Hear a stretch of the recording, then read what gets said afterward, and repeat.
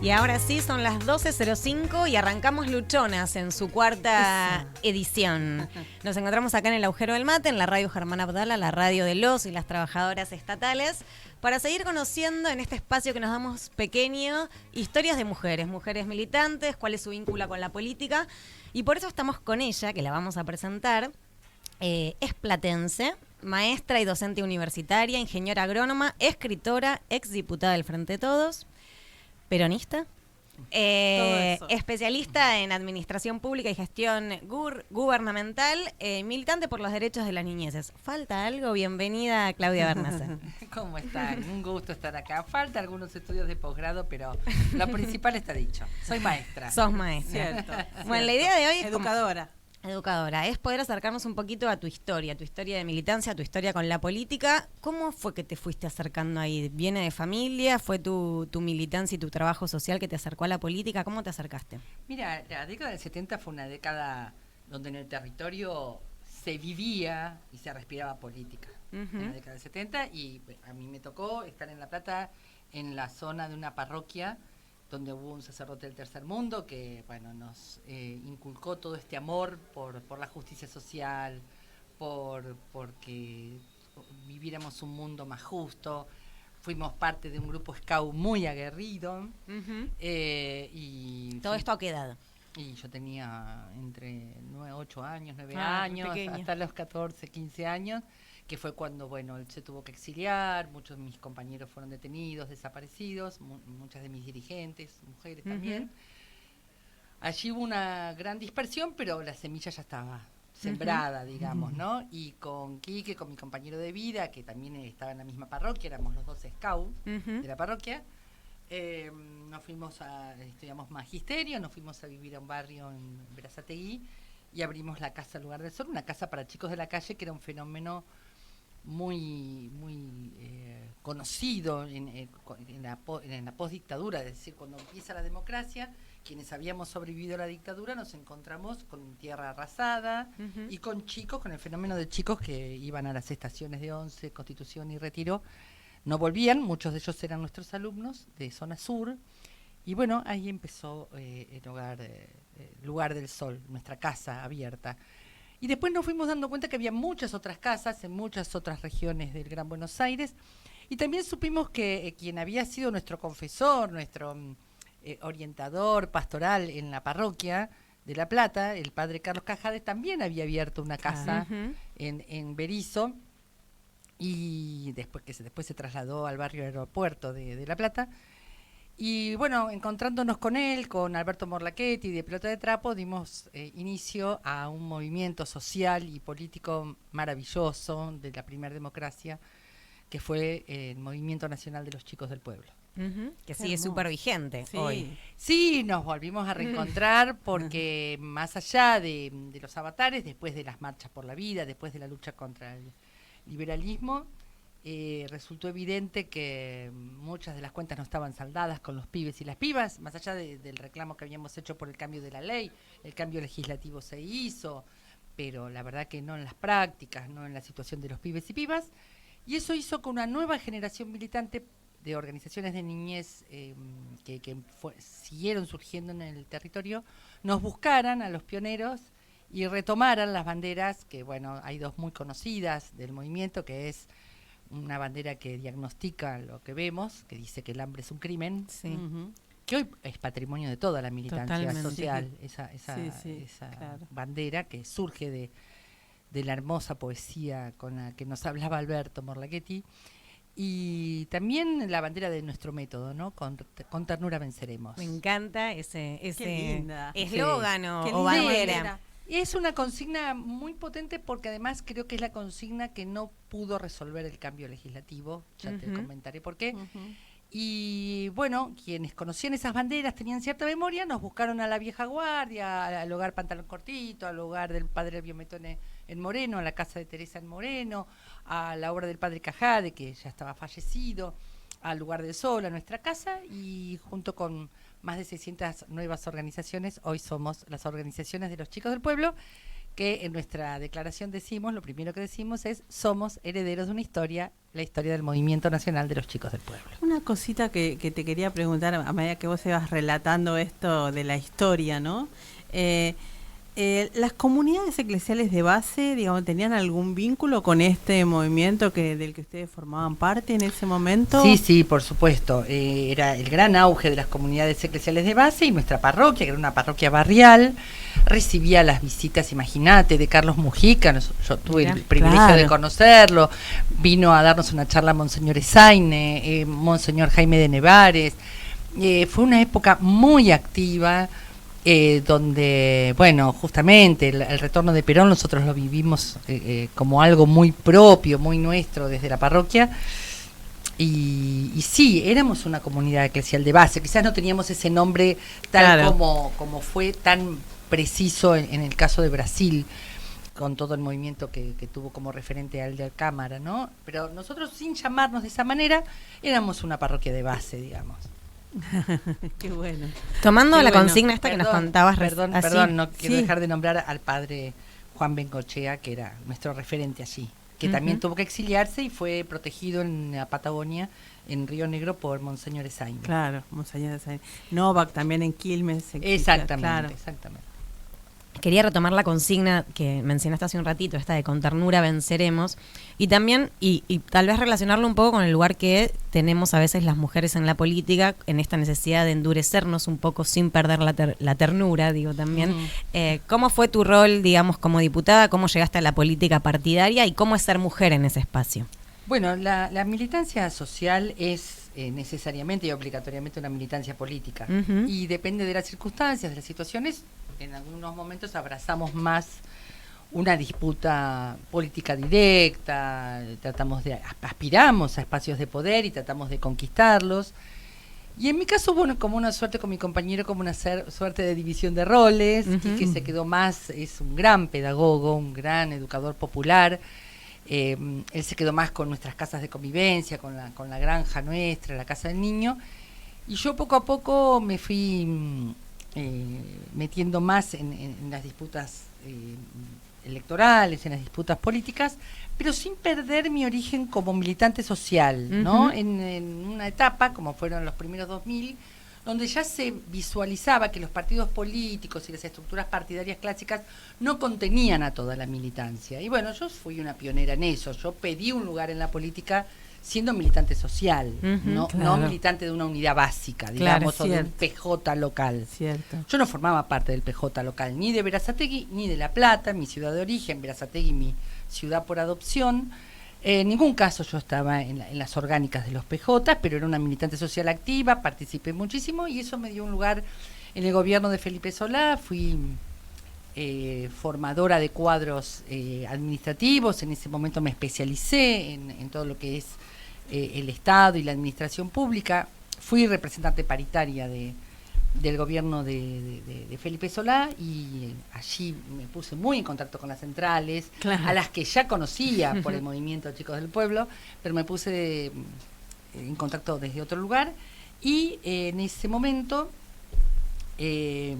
la llegada de Néstor Kirchner abrió el juego a referencias alternativas, y eso me dio un lugar, primero en el gabinete de Felipe Solá como secretaria de la Gestión Pública y representante paritaria del gobierno de la provincia de Buenos Aires, y después me dio un lugar en la lista de diputadas nacionales por ser fui parte de todo lo que fue la campaña política de Néstor Kirchner, la campaña en provincia de Buenos Aires, la campaña territorial. Fui una de las que la coordinó. Claro. Y todo se une, porque en realidad los talleres y las movidas que hacíamos en los territorios, el encuentro que hacíamos con los militantes, yo no hacía más que aplicar técnicas de educación popular, de tallerismo horizontal, todo lo que habían perdido los PJs locales, que habían quedado con un verticalismo que ya no servía. En relación a eso, digo, hay una cosa que nos pasa a las mujeres cuando militamos en política, y es que esos espacios siempre están hipermasculinizados. Así es, ¿no? Por eso yo siempre me negué hasta que al final no pude negarme en el último tiempo, pero yo no quería estar en las secretarías de la mujer del partido. Claro, es como yo quería el poder y estar en la mesa de decisiones del Exacto, partido. Exacto. Y en todo caso estar en la mesa que coordinaba las campañas electorales, no en el rinconcito que se le asignaba a la mujer, que era la Secretaría de la Mujer. Igualmente no pude obviar ser la primera presidenta del Consejo Provincial de las Mujeres de mi provincia, un lugar desde el cual pudimos abstraernos. Mirá, la debilidad la usamos como estrategia en aquel momento. Pudimos abstraernos del formato que tenía la militancia política masculinizada, esta que vos comentás, y como mujeres hacíamos talleres, asambleas, plenarios, un montón de cosas que si lo hubiéramos tenido que hacer por la verticalidad partidaria no hubiéramos podido, menos en aquel momento que estaba Florencio Randazzo, con quien tuve disputas mucho antes. Si hoy todos tenemos disputas. Hoy todos, pero en aquel momento yo era una solitaria que decía, no es por ahí la política, era una política prebendaria, que era un toma y daca, no servía, se cambiaban apoyos por cargos, apoyos por lugares en las listas, todo lo que finalmente hoy la gente repudia y que finalmente encontró para mí un mal camino, pero buscó el camino de quien denunciaba la casta, digamos, ¿no? Claro. Pero sí, nosotros tenemos un problema, nosotros tenemos una autocrítica que hacer respecto de que nuestros partidos populares han conformado castas, y yo la recuerdo en particular, y recuerdo a las mujeres de aquellas campañas iniciales de Néstor y de Cristina senadora, las recuerdo como campaña donde las mujeres traíamos esa militancia alternativa, paritaria, horizontal, no ligada a las castas, no ligada a la toma y daca, ¿no? Claro, ahí pasamos de alguna manera de esta idea de la sociedad de la patria hacia el otro a la sociedad de la crueldad, ¿no? Porque hoy estamos viendo la sociedad de la crueldad. Es que en realidad yo creo que la gente, digamos, Milei es un especialista en patear los contratos que hace. Sí. Él tenía un contrato con la sociedad que era terminar con la casta, y yo comprendo perfectamente por qué la gente quiere terminar con la casta.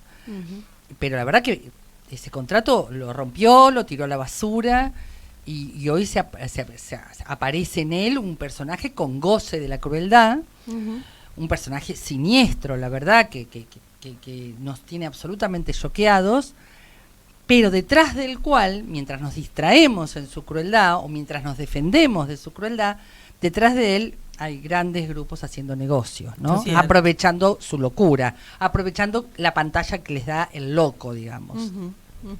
Tal cual, es así. Sí. Y contanos del Congreso de los Chicos del Pueblo, Chiques del Pueblo, que van a desarrollar ahora.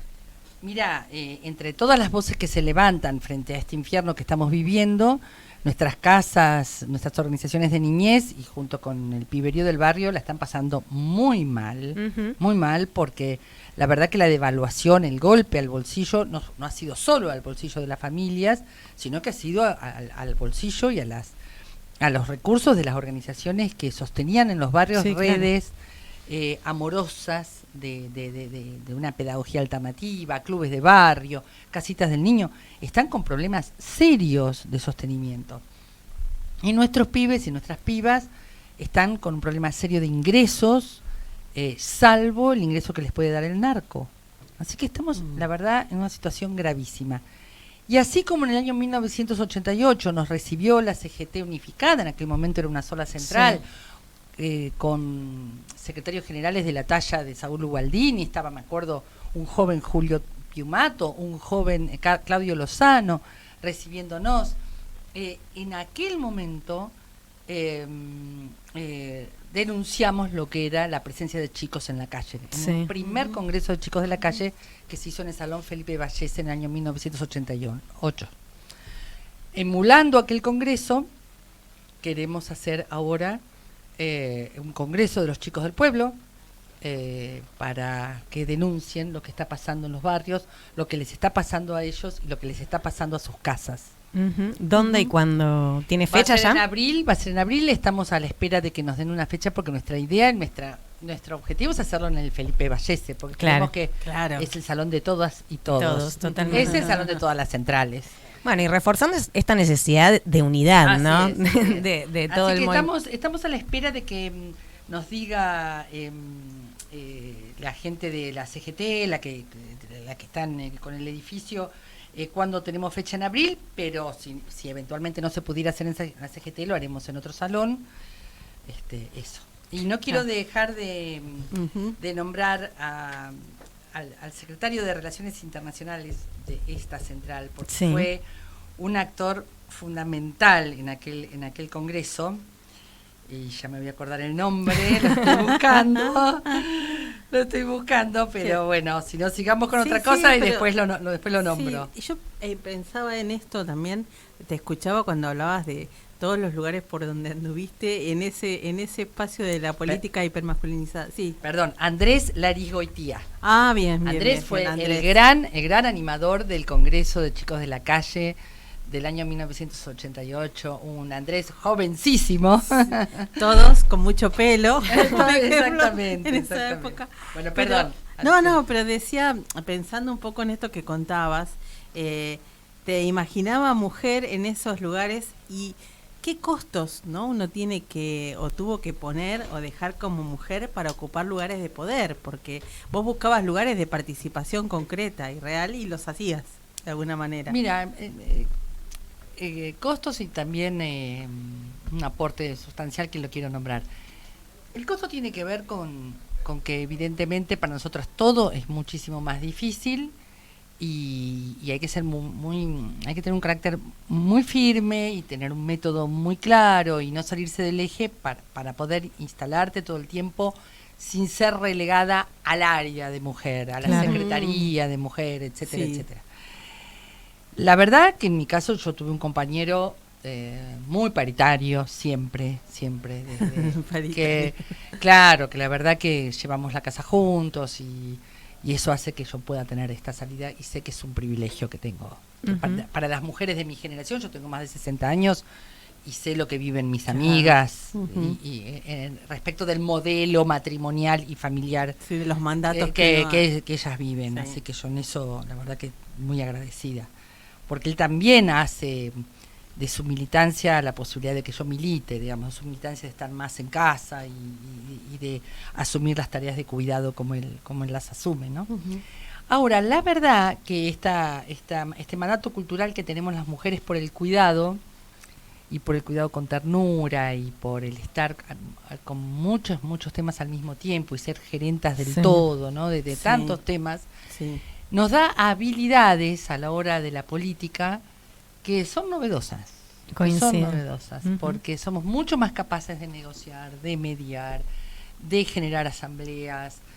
La verdad que me siento muy cómoda respecto de las habilidades que me dieron los mandatos, ¿no? De ocuparme de muchos temas al mismo tiempo, de ocuparme de los cuidados. Hay un enfoque mucho más amoroso a la hora de la acción política en las mujeres. Un registro del otro, ¿no? Sin pasarle por arriba. Claro. También no siempre lo logro, tengo mi carácter, no siempre lo logro, no me elogiaría en ese aspecto, pero sí sé que nosotras cuando hacemos política, la verdad que ponemos el cuerpo. No es para nosotras un trabajo de medio tiempo, un trabajo del café, un trabajo... yo, por ejemplo, una cosa típica, ¿no? En general los varones funcionarios y los varones, también los compañeros cooperativistas, gremialistas, sobre todo de los ámbitos clásicos de organización social, tienen secretarias o secretarios. Nosotras atendemos el teléfono. Te digo esa pavada. No es una pavada. Te digo esa pavada para nombrarte menor. cosas. Tenemos una idea de la cercanía que es muy diferente. Y más allá de esa paridad que vos encontraste con tu compañero y cierta confianza importante que noto también en vos misma, que no es menor, muchas veces las mujeres nos autovamos imponiendo, digamos, limitaciones a la hora de avanzar. ¿Te encontraste con alguna limitación explícita a la hora de vos avanzar en tu carrera política, social, de militancia? Mirada a la distancia me encontré con acosos, me encontré con...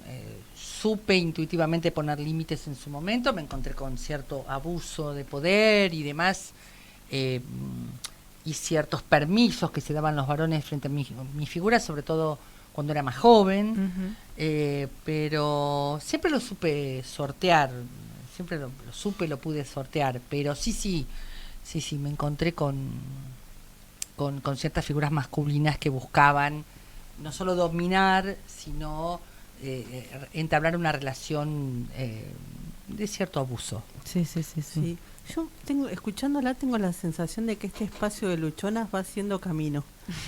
Va marcando un rumbo porque se están diciendo cosas que tenemos la posibilidad de decir cosas, las mujeres, sobre todo las que militamos políticamente hace años, que bueno, que lo tenemos que decir, que hay que decirlo de esa manera, ¿no? Porque si no, entendemos que la política pues tiene que ser siempre la misma y de esa misma manera, ¿no? Mira, no podemos transformar nada. Sí, me acordé de otra cosa que no quiero dejar de señalarlo. Yo fui diputada 2 veces, cumplí 2 mandatos gracias a la lucha de nuestras congéneres en favor del cupo y hoy en favor de la paridad. Si no, yo nunca hubiera llegado a una lista. Claro. O sea, yo llegué a la lista, sobre todo la primera vez, llegué a la lista porque tenían que cumplir con el tercio de mujeres. Sí. Que siempre nos ponían, me acuerdo, varón, mujer, varón, mujer, claro, ¿no? Siempre en el tercer lugar de 3 lugares. El tercero en discordia.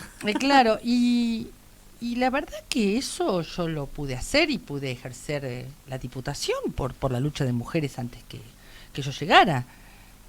¿Qué hubiera pasado con mi carrera política si esa lucha previa no hubiese estado? Yo nunca hubiera llegado al Congreso. Claro. Totalmente. Exacto. Bueno, es un placer tenerla acá bueno. a Claudia Bernaza. ¿Qué crees que nos falta? ¿Por dónde seguimos? ¿Por dónde está esto del Congreso en respecto a los derechos de los niños y niñas y la lucha contra el hambre? Pero ¿por dónde seguimos? Mira, en primer lugar nos vamos a tener que sacar de encima este desquicio, este infierno que estamos viviendo que niega el Estado. Eso en primer lugar. Esa es la lucha que nos reúne a todos. Ahora, una vez que volvamos al Estado, que volvamos a conducir al Estado a partir de un proyecto de gobierno nacional, popular, feminista, democrático, paritario, latinoamericanista, a partir de allí seguro que hay ciertas prácticas que va a haber que dejar de lado, seguro que vamos a tener que ser más resultadistas, no puede ser que sigamos siendo tan ineficientes en algunas áreas del Estado, porque la gente se malhumora y mucho y con razón. Sí. Y en términos de niñez, seguro que vamos a tener que dejar de lado prácticas del patronato.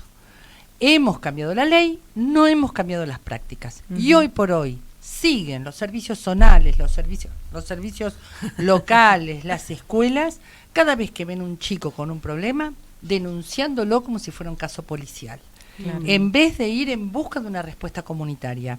Nos ningunean a las organizaciones comunitarias, los equipos técnicos del Estado los ningunean. Claro. ¿Esa es responsabilidad de las compañeras y compañeros técnicos?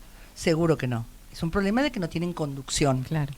Que les aclare que lo primero que tienen que hacer frente a un pibe o una piba con derechos vulnerados es ir en busca de la respuesta comunitaria en su centro de vida y en sus vínculos.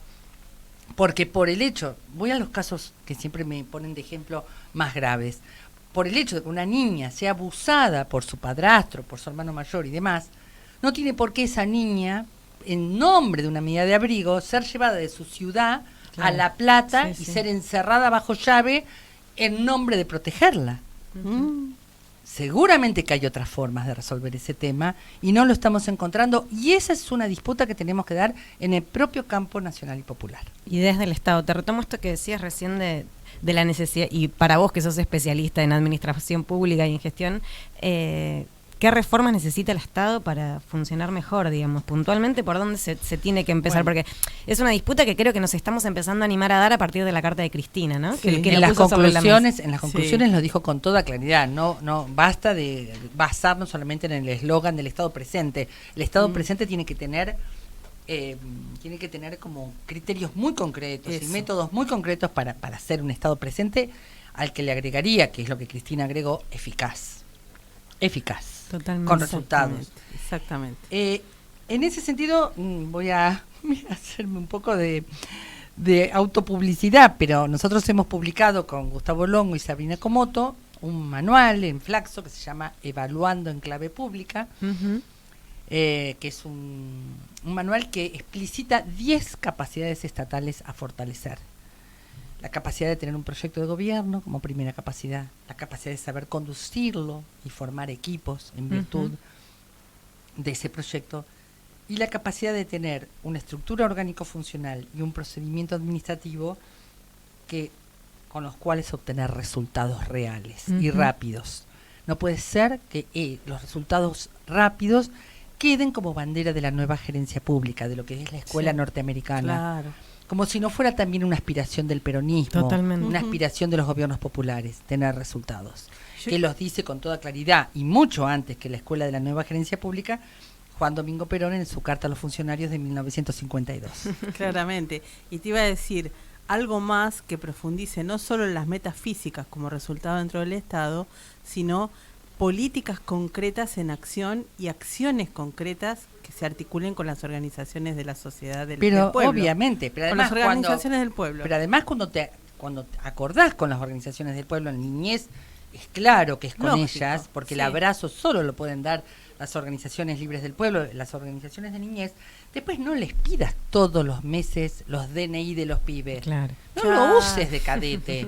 No. Si ya lo tenés el DNI, no le pidas todos los meses o cada rato el acta constitutiva y el estatuto de la organización. Si en el ministerio de al lado, en la dirección de personas jurídicas tenés el estatuto y el acta constitutiva.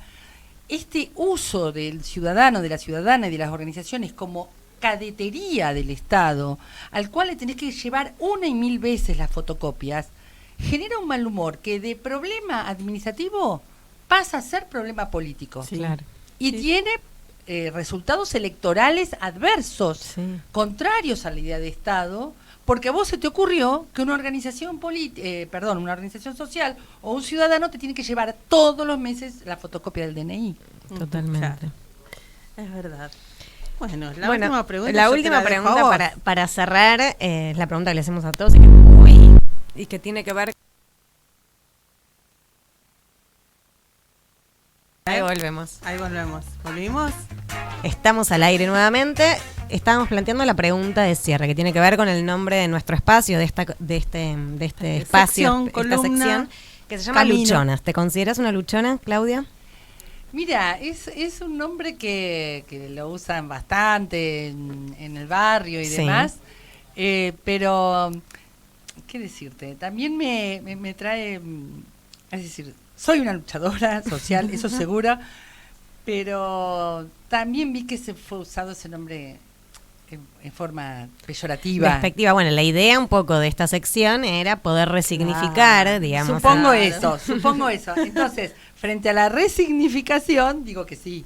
Totalmente. La idea era poder apropiarnos un poco de ese término, que es verdad que en los barrios populares es usado muchas veces de manera despectiva para las madres que crían solas a sus hijos. La idea era poder mostrarnos a todas también como una luchona, así que no se concentre esa mirada despectiva sobre estas mujeres. Así que bueno, te recontra agradecemos tu participación en este espacio. Para nosotros es un orgullo poder contar con la presencia y la historia de distintas compañeras que nos vienen a acercar sus historias, que en algunos casos sí y en otros no permanecen al margen y que nosotros queremos hacerlas más visibles, así que eso te recontra agradecemos. No, yo soy la agradecida. Fueron muy amables, muy amigables. Gracias por los mates, gracias por las preguntas. Y los bizcochitos. Los bizcochitos. Tal cual. Gracias por este repaso de la historia y ojalá que esta memoria que tienen nuestras centrales, nuestras organizaciones gremiales, nuestros movimientos sociales, que esta memoria prevalezca sobre esta locura. Cierto. Y queda mucho más, yo creo que queda mucho más, Claudia, porque solo fue la punta del iceberg, pero estás invitada cuando vengas a este espacio. Esta es la Radio Germán Abdala, es la radio de las y los trabajadores estatales, y queremos de alguna manera desde ese lugar ser un poco, ayudar a hacer bandera a ese nuevo proyecto que necesitamos para, por favor, que esto termine. Así es, gracias chicas. A vos.